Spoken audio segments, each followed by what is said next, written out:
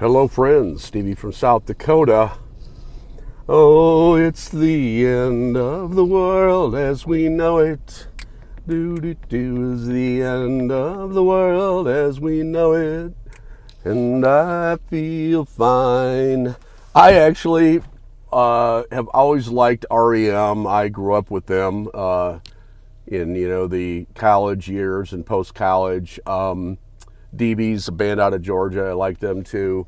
I don't know really much about Michael Stipe and the rest of the band. I probably don't want to know much about them.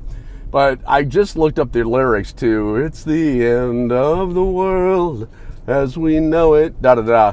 But the lyrics leading up to that, they actually mention the rapture there, and I'm going to have to reread the entire song's lyrics.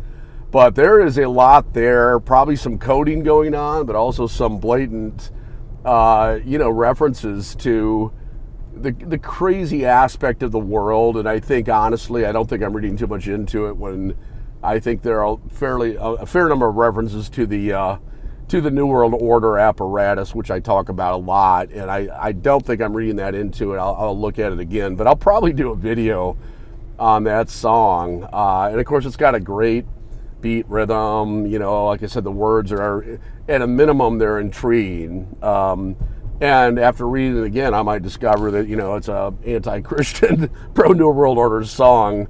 I literally because I had that song in my mind. I'm always a little bit hesitant to say that the Holy Spirit put things in my mind because, the evil one is always active in the world, and I'm not impervious to, picking up signals from that side of the broadcast spectrum, I guess, however you want to say that. But at any rate, by the way, I've said commonly it's been 34 years that I've been watching for the Lord's return. I've been watching the New World Order take shape, talking about what it would look like toward the end of the world as I know it. And it's really all here now. I look at my post on Facebook of 10, 11 years ago, and I was basically saying the same thing, which is why, two things. I'm shocked I'm still here because, we've had 11 years of just all of the prophetic signs, the occult saturation in every aspect of our culture globally.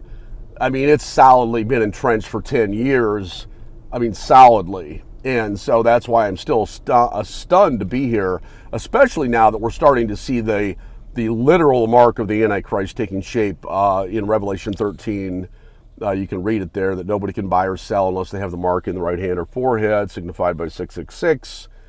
And here, so in other words, with the whole vaccine / biometric tracking device, a lot of people talk about the nanotechnology that is either in the vaccine or will be a part of the quantum dot tattoo vaccine, which is basically just a Band-Aid patch, and that's how it's going to happen. I'm assuming that's how they're going to update all these so-called variants of the C virus.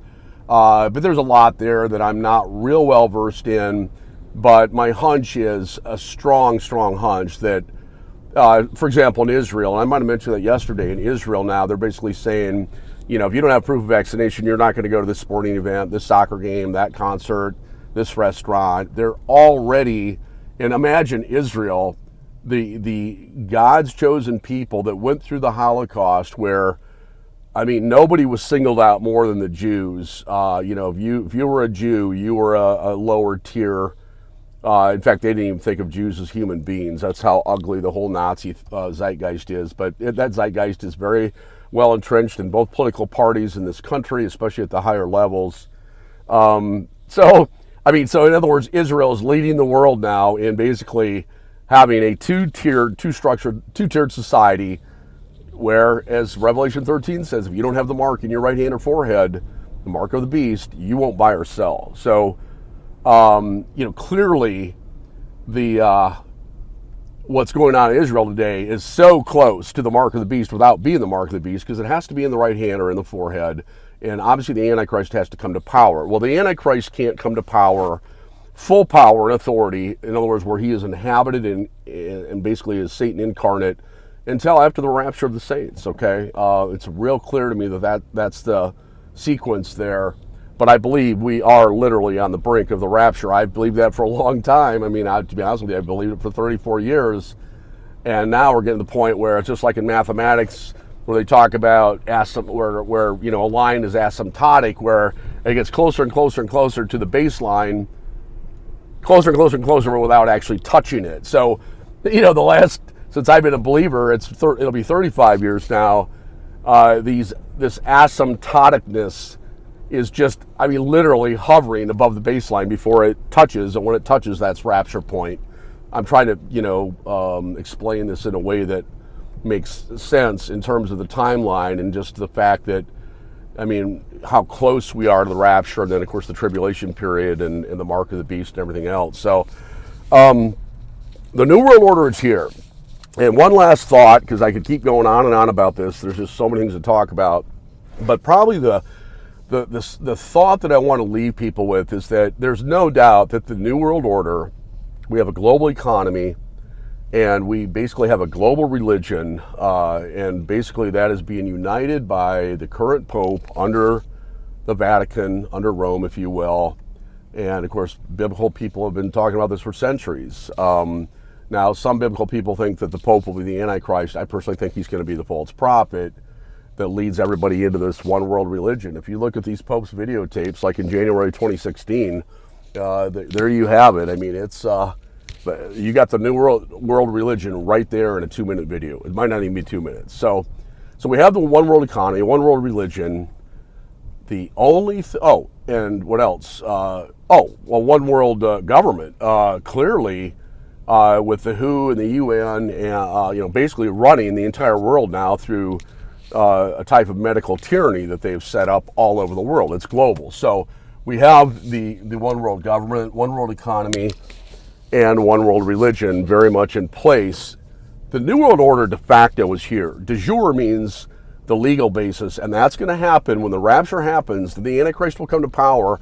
Then he will be the leader and the false prophet of the entire New World Order, last Gentile empire, global apparatus. So here's the question I want you to think about, or the thought that I want you to think about.